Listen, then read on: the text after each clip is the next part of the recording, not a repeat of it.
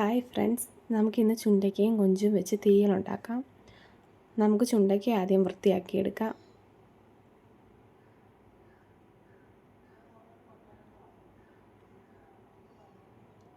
ഞാനിപ്പോൾ വൃത്തിയാക്കിയെടുത്തിട്ടുണ്ട്. നമുക്കിത് ചതച്ചെടുക്കണം.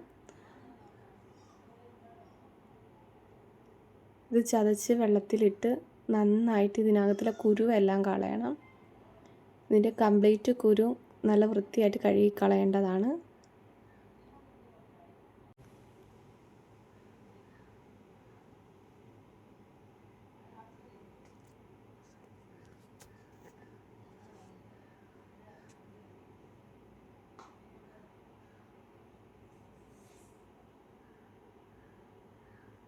ഇതിലേക്ക് കൊച്ചുള്ളി, കറിവേപ്പില, ചുണ്ടയ്ക്ക, തേങ്ങ, കൊഞ്ച്, പിഴുപുള്ളിയുടെ വെള്ളം വേണം.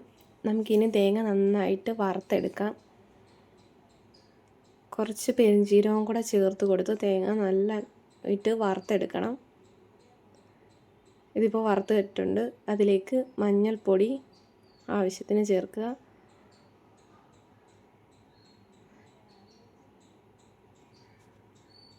മല്ലിപ്പൊടി ചേർക്കണം. ഇതിലേക്ക് മുളക് പൊടി ചേർത്ത് നന്നായിട്ട് മൂപ്പിച്ചെടുക്കുക.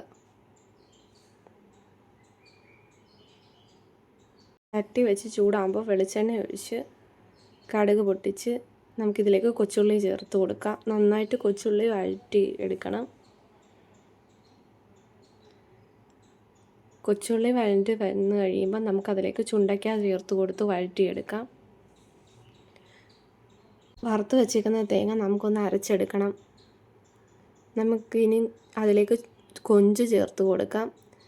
കൊഞ്ചും ചേർത്ത് അടച്ച് വെച്ച് നന്നായിട്ട് വേവിച്ച് കഴിഞ്ഞതിന് ശേഷം നമുക്ക് ആ അരച്ച് വെച്ചേക്കുന്ന തേങ്ങയുടെ മിക്സ് ചേർത്ത് കൊടുക്കാം.